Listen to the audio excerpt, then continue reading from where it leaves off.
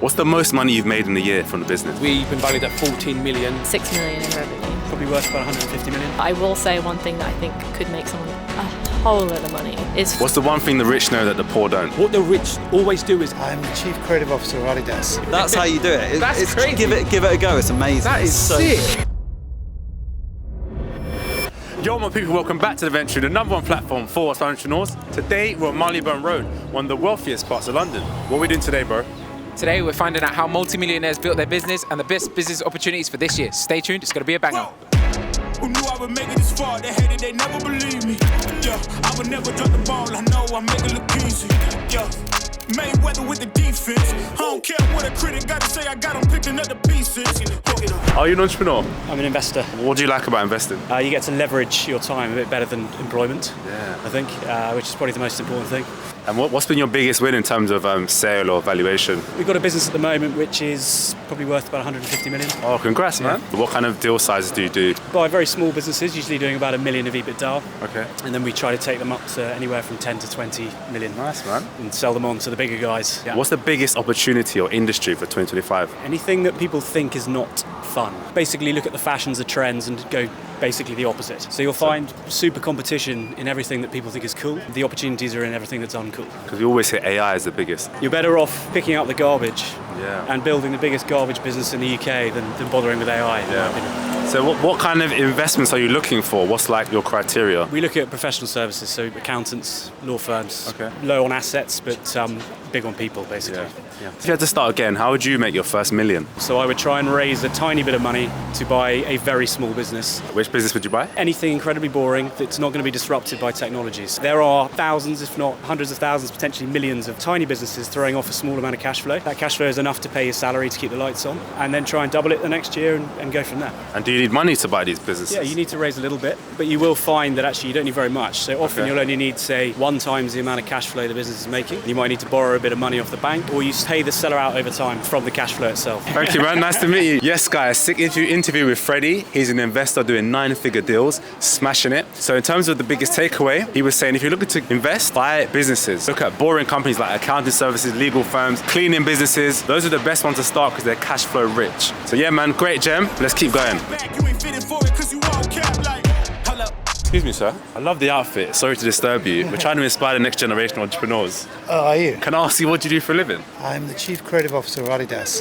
Oh, really? So going from broke to Chief Creative Officer of Adidas, what's the one secret to your success? Learning very quickly how to navigate politics. Politics of an organisation. Understanding how to navigate around any environment to get to where you want to be is ultimately how you'll be successful. I love that. If you had to start again, how would you make your first million? It's not just about an opportunity. It's not just about a gap in the market. It's about what you're going to do differently to the God knows how many thousands of other kids that are going after that same opportunity. And you've got to differentiate yourself. What's the number one thing Adidas done to separate themselves? Recognise what we were good at and where we could be true to Adidas's heritage, past, but also their values. You can't veer too far away from your truth. What's the biggest mistake? I gotta go, guys. Thank you, man. Yes, guys, sick interview with Alistair Willis, the Chief Creative Officer of Adidas globally. Imagine we just met him right here on Marylebone High Street. Crazy, man. So my biggest takeaway was when you're thinking about what business to start, think about how you want to change the world and derive your purpose from that. Adidas has a clear value that people resonate with, so they built that brand connection. So think about your purpose and your values and always stay true to your brand. But yeah, let's keep going, man. We ain't done.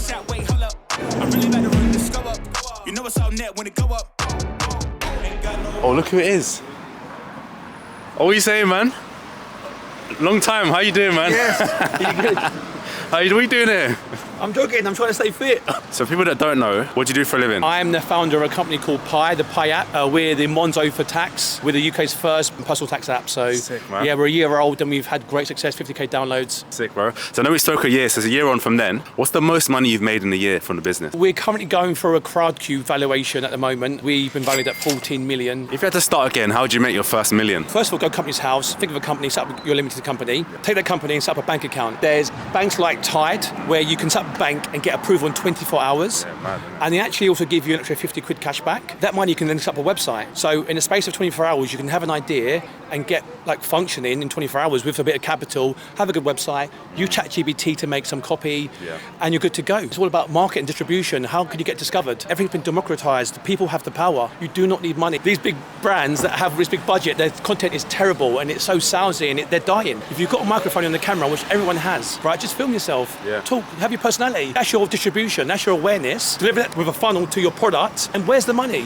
What's the one thing the rich know that the poor don't? Tax. What the rich always do is they don't realise their gains. What that means is they don't pay themselves, they leave it in the company, and they buy other properties and they divest. What I would say is make a company like a holding company, have a top co, and have different brands. Have a child company underneath that that deals with one part of the business, like property. Have another child company under that, and you can share profits and losses between companies. Okay. But you also got that isolation that if something goes wrong, that's crystallised. But you can also offset losses, and that group structure really creates a powerful vehicle to invest in money. And because you're not taking it into your personal name, you're not paying these massive rates of tax, as 56%. No rich people pay half their money in tax. So you just keep it there, and actually what you do is you actually leverage it, and you borrow against those assets. And the government doesn't keep the money in. It's a big kind of question. People talk about tax avoidance and you know, paying for services. This is the fact. What's the $1 billion opportunity today? I always look at my needs and my problems. I've got 3 kids and tutoring's expensive. It's hard to get good talent and it's not sustainable for me. Again, like I always say, digitalise the product. I would love a digital tutoring app for my kids where they can go online, it's fun, they can test them on their weaknesses and it can deliver a holistic advice. Look at education budget, you know, it's tens of billions a year. AI in test samples in Africa and America have 10x the progression. Because AI is better than humans, right? If you deliver AI, tech, automation, and digitalised tutoring, I mean, everyone around the world, who doesn't want their kids to be smarter? And then what's one secret software tool that millionaires use? ChatGPT. I know everyone says that, but this is the real valuable advice for you guys. It's about your prompting. Do not give 4 or 5 lines of prompting. Really go into detail about your problem and the solution and the context, and always end your prompt with ask me 5 questions about your task. Okay. And it'll know what to ask you, what gaps it's got, and the more information you give it, the more gold it will give you. The answers are unbelievable. It will give you a $1 billion business like that. Yes, guys, sick interview with Tommy from PyTact. We met on the same street last year. It's mad, isn't it? So he's absolutely flying. He's got a £14 million business now. And my biggest takeaway was today is the best time in history to start a business. With AI tools, social media, free content distribution, you can start a £1 million business overnight. No excuses, get going. Can I ask you what you do for a living? Nope. Inspire the next generation. Can I ask you what you do for a living?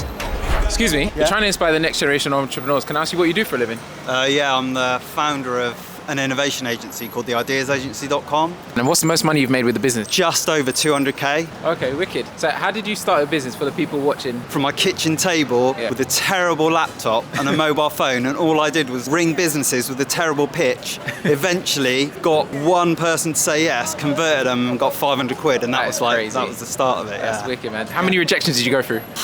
A lot, but it was good really, because each time you take it less personally, just like, all right, I'll just move the pitch a little bit, the next one will be better. Just keep adjusting it. Yeah. But what's the biggest month you've ever had? The biggest month was probably me and an intern, and we did 35k. That's incredible, man. Yeah. What's the secret to going to 0 to 35k in 1 month? Okay, you never want to chase money. You want to do the thing that you love. You know, you'll see people on Instagram or whatever, and they will be selling like Shopify courses, and you see them rolling around in a G-Wagon. You're like, I want a G-Wagon. Yeah. And then what happens is you go and get the course, you set up your Shopify, and you're like, I'm not doing anything, I'm not selling anything, and you sack it off. And the reason is because you don't love it. But if you love what you do, then when it gets hard, you'll continue doing it. Yeah. What's the secret software or tool that is invaluable to an entrepreneur? You know, in business, people say, oh, it's not like what you know, it's who you know. Now, I come from not knowing anyone. What I do is I read books of people that are in the position that I want to be. And so then you go to them and go, oh, I really liked your book, specifically this point. I'd love to come and talk to you about X. Because you've invested some time in them,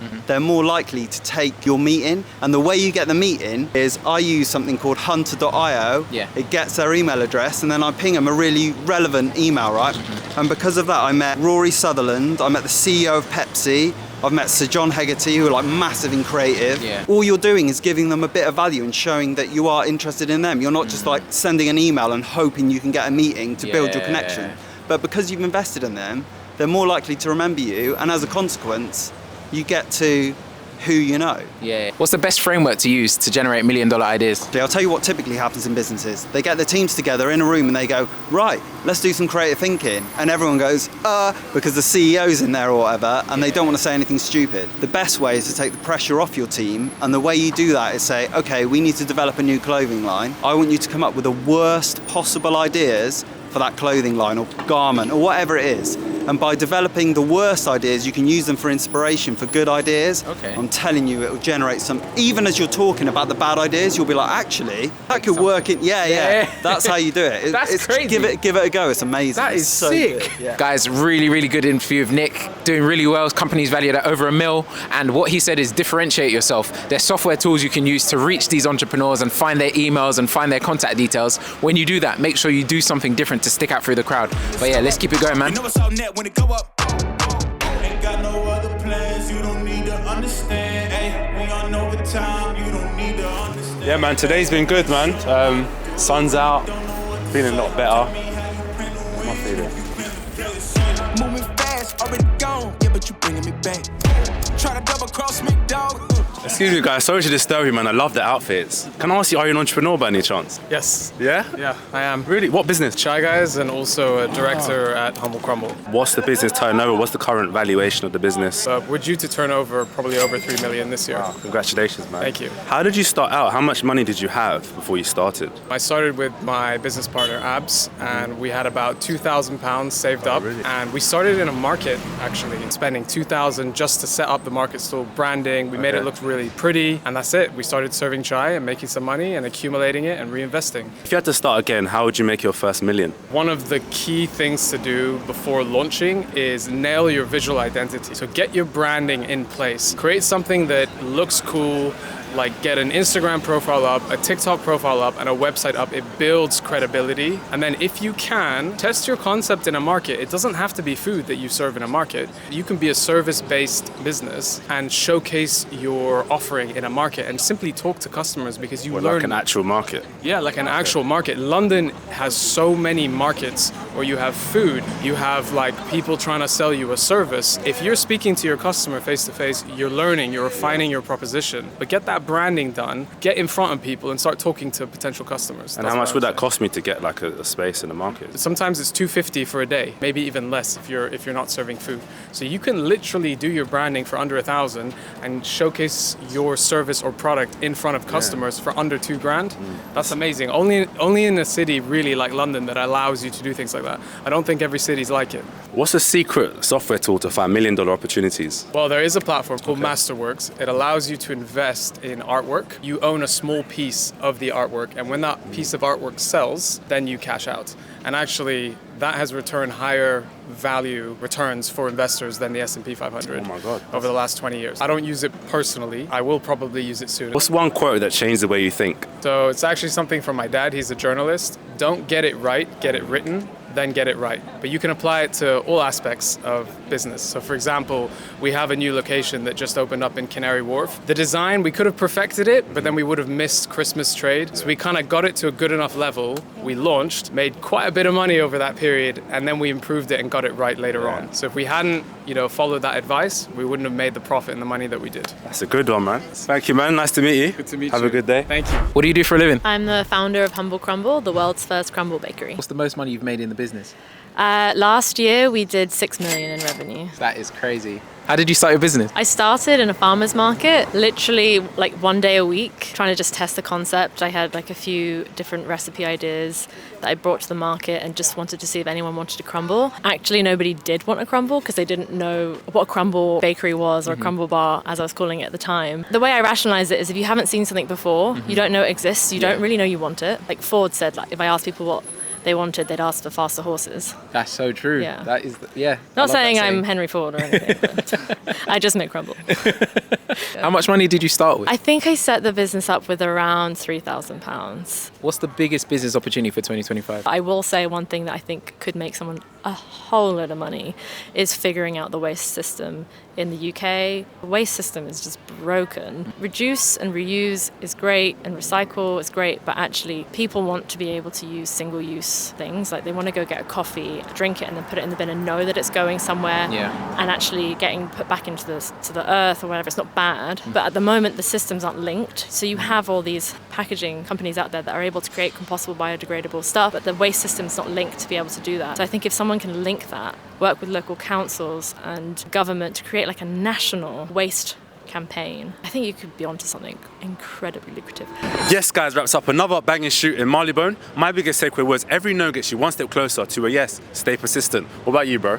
And mine was, just like Kim said, there's boring businesses out there like waste management that need innovation. Guys, let us know your favorite interview and hope you enjoyed it. Stay tuned for the next one.